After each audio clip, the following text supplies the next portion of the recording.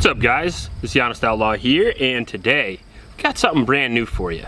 This is the Kimber Mako. The Kimber Mako is a gun that was sent to me by Kimber to do the R&D, so I've been shooting this gun now for the past couple weeks, month-ish, and I've got a good amount of trigger time on the gun, and that's good because we're going to do something a little bit differently today than we normally do. So let's take a look at the gun here real quick and see what the gun comes with. The Mako is a striker fired polymer frame double stack Micro 9, similar to a lot of other Micro 9s, which we're actually going to do a little size comparison, maybe a little shootability comparison with today, since I'm probably the only guy in the world who has actually all of the double stack Micro 9s, so we might as well, right? But the Kimber Mako actually is unique in a few of its particular features and specs. So the gun itself is 19 ounces overall weight, which makes it very lightweight, especially for a 9mm. Very comparable in size and weight to all the other micro double stacks. Very lightweight, very easy to carry, yet still has a capable caliber and capacity. The gun comes optics ready. It also comes with a killer set of high definition night sights. Very streamlined, very snag free overall appeal. Very similar to kind of the Shield Plus. If the gun is pocket carried, won't be an issue. Doesn't have any snag on it whatsoever. Comes with a pretty sweet trigger, flat faced, and it breaks at 90 degrees. That's the popular thing nowadays. And I do like that, so I'm not going to complain about it. High undercut, magazine release, very quality features on this gun. And it also comes with some really good texturing as well as front and rear slide serrations. The gun is fully ambidextrous, and it also has a slide-in barrel made of full stainless steel, so rust will not be an issue. The trigger weight's about 5 pounds or so, the overall height's 4.3 inches, and the overall weight, as mentioned before, is 19 ounces. The barrel length's about 3.3 inches, which puts it right in the middle of all the other guns. I think that's a pretty good overall barrel length. Trigger pound out of the factory is about 5 pounds, and I can attest to that. It certainly is better than your average Glock trigger. Now, the finish they're using on the gun is an FNC finish, which I'm not exactly sure how durable it is yet because I haven't done a lot of holster work. However, it seems to be holding up pretty well so far. Now, this gun can come with or without an optic. They chose this CT optic, which I have absolutely no experience with whatsoever other than what I got on this gun. When they sent me this gun to do R&D and do a review on, the optic was already on there. So overall, it seems very similar in size, weight, and function to the Shield sight, which was on the Canic pistols, which you did a little bit before. They said they offer the gun without the sight for around $500, but it is still optics ready, obviously, and then with the sight for around $700. So if you want a total package with the optic already mounted, you can do that for around $700. And so far, we've experienced no issues with the red dot, other than it's a little bit more difficult to zero than some of the other red dots on the market, but that's gonna be the case with a lot of these super tiny micro optics, same in size to like the RMRCC or the Holosun 507K. Very small, a lot smaller sight picture, so it's a little bit harder to get on target. However, it makes you a lot more accurate than a standard set of iron sights would, because it's one point of aim, and the smaller you get on the gun, the less sight radius you have, the more likely you are to take advantage of the red dot, especially at distance.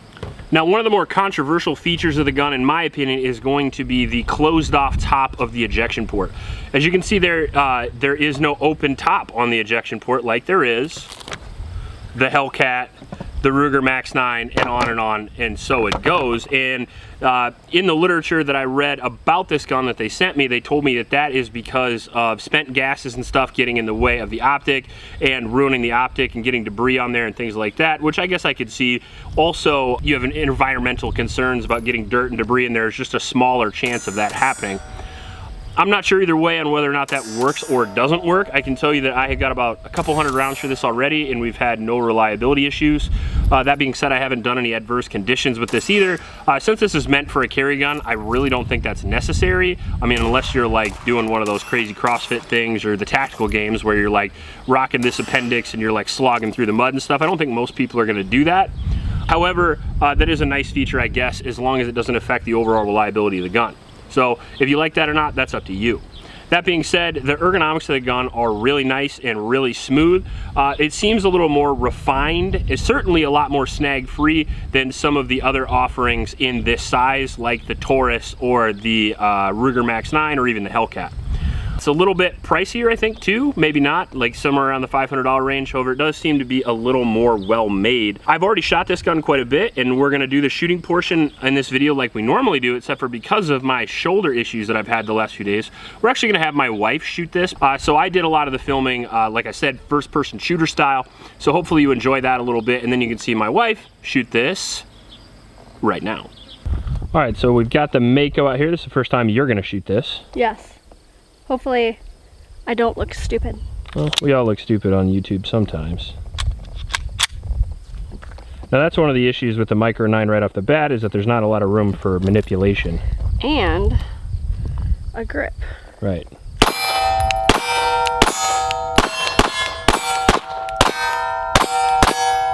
out the gate screaming. Heard about a little over 10 yards here, and you did pretty well right away. I told you I didn't want to look stupid. And go, darling. Feels good.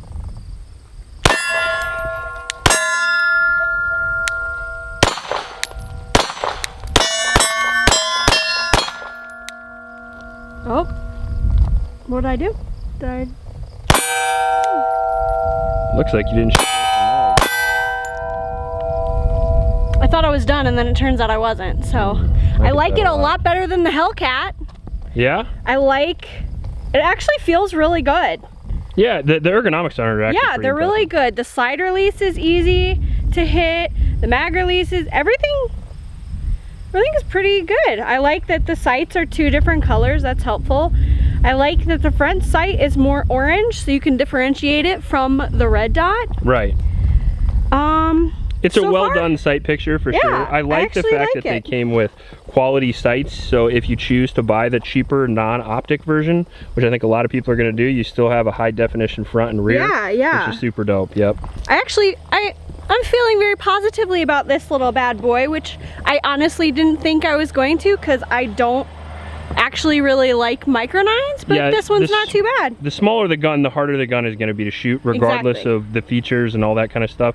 So even though this shoots really well for a small gun, it's always going to shoot like worse than a large gun. Yeah, exactly. But that adversely is going to be easier to carry, so that's one of the things you're going to have to deal with. It is per size. Yeah, it's sized for a little bit more so you than me. If you see that damn thing in my hand, it damn near disappears. Exactly. All right, you going for the dueling tree? I think I might. All right, so we're about 15 yards, and those are 6-inch plates, so. We'll see how it works.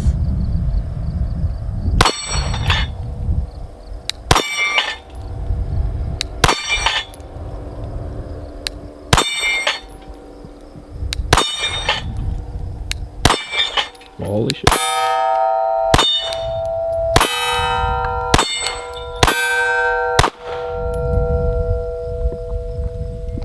Now, I didn't know if I mentioned before, but there's 2 11+1 mags and then 1 10-round mag. So it does come with 3 mags out of the box, which is really nice in case you have a magazine issue of any kind. Or you just gun come with 1 mag fucking sucks, because if you ever have a malfunction, you strip the mag, throw it on the ground, then what are you gonna do? Load it with hopes and dreams? So it's kind of nice that it comes with 3. Not quite as big a capacity as something like the Shield. It's something to be aware of. The Shield comes with a 13-round mag. I'm not sure if those are going to be available or not. But yeah, so far so good. All right, so now we got it back here about 30, 33, 35-ish yards, which is a little bit further than what this gun is designed for, but hey, we got to show it off somehow, right? Now I'm gonna look like a loser, but maybe not.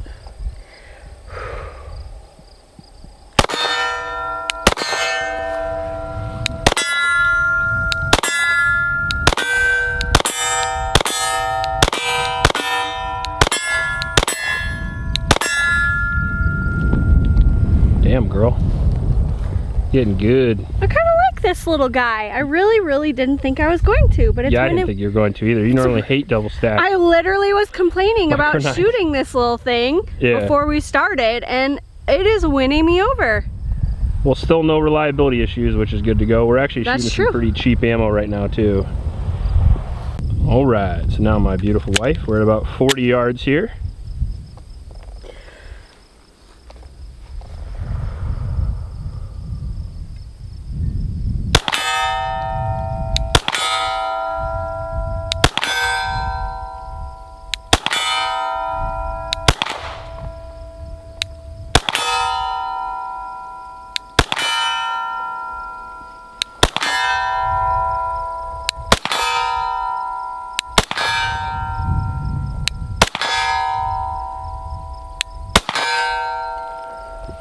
Wow. So what do you think? Should we take it back further? Yeah. Go nuts. Okay. 60 yards. Okay. Now I'm getting nervous. Ooh.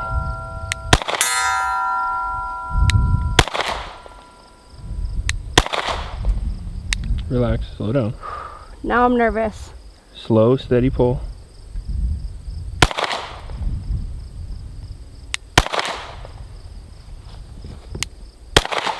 Oh no! It's okay, relax, relax, relax. Calm your grip. Focus on the sight picture, put the dot on the target, pull the trigger to the rear slowly. There you go. Slow down. Close. That last one was close. It's a long way. That gun's made for like 0 to 7, so oh, I'm out. 65 yards. Quite a bit. Hey, I didn't do perfect on that last one, but I feel like You did pretty damn good. I did okay. All right, so now we're just gonna do a little size comparison here. We've never done this angle on the table here before, so if it sucks, I'm sorry. This is obviously the Mako here, and I wanted to compare it a little bit in size to the Hellcat, which is a very popular gun. So you can kind of see here, very similar in size, a little bit bigger than the Hellcat as far as barrel length goes, and a little bit shorter in grip. That's interesting, because even though it's shorter in grip, it does have a lot less recoil in my opinion than the Hellcat. Would you agree? Yep. And I think that's probably due to the longer slide. Just puts a little bit more weight out front, helps with that muzzle rise overall, and it definitely has a better trigger. However, the sights on both guns are comparable, and the Hellcat does come with an optics ready system if you so choose anyway. Texture's a little bit better on the Mako as well. Here's the Ruger Max 9. If you've seen any videos on that, I do not like the Ruger Max 9. It's like, I don't know, it's like the knockoff version of the P365. But it does come with some interesting features, and it is lighter than the Mako, and it is smaller.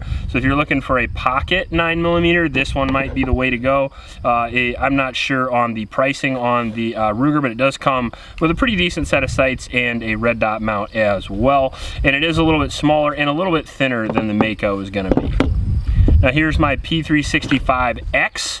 It's got the XL grip with the standard slide on it. As you can see, that also is a little bit smaller than the Mako. The slide is going to be smaller, and then on the grip on the original is going to be smaller as well. So a little bit smaller overall package, however, a little bit snappier than the Mako. One of the reasons why the Mako shoots so well is it is a tad bit bigger than some of its counterparts, just like my favorite Micro 9, the M&P. As you can see, the M&P and the Mako are very similar in size, and that little bit of size adds a lot to the shootability.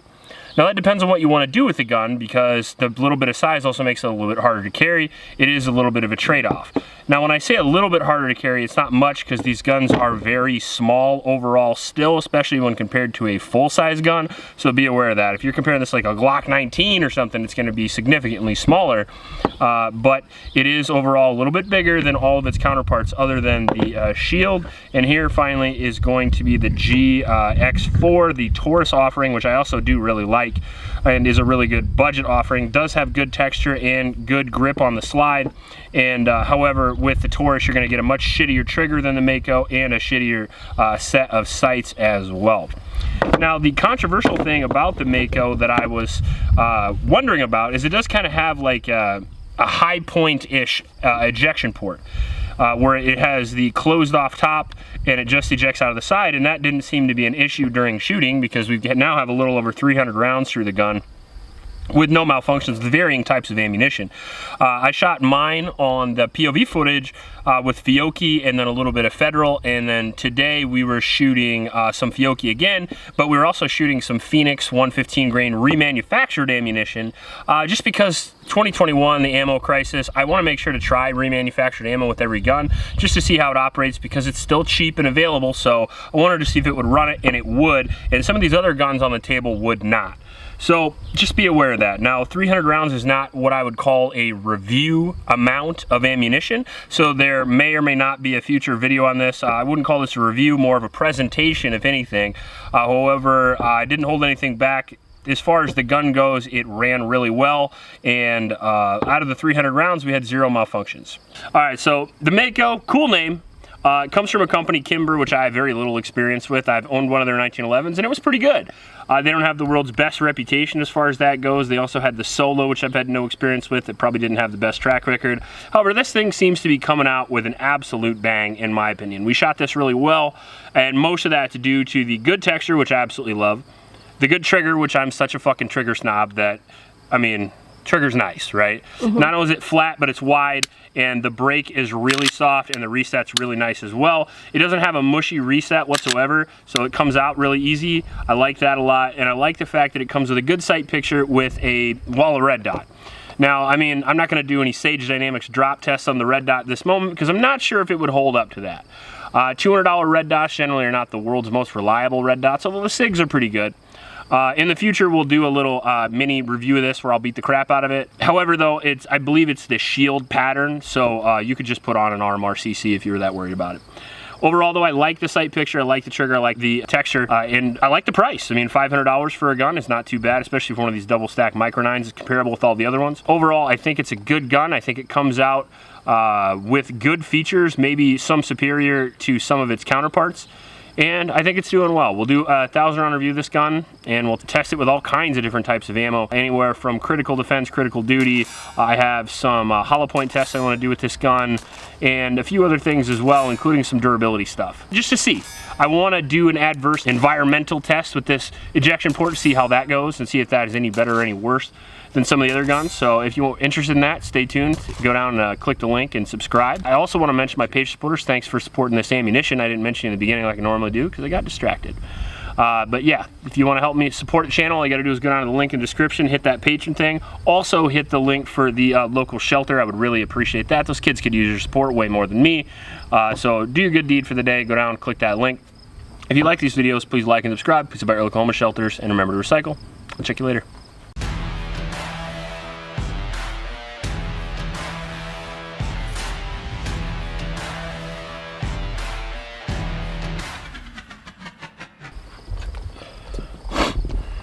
You can keep it that high if you want. Change it up. Okay, hold on. Looks like fucking C3PO is looking at me now.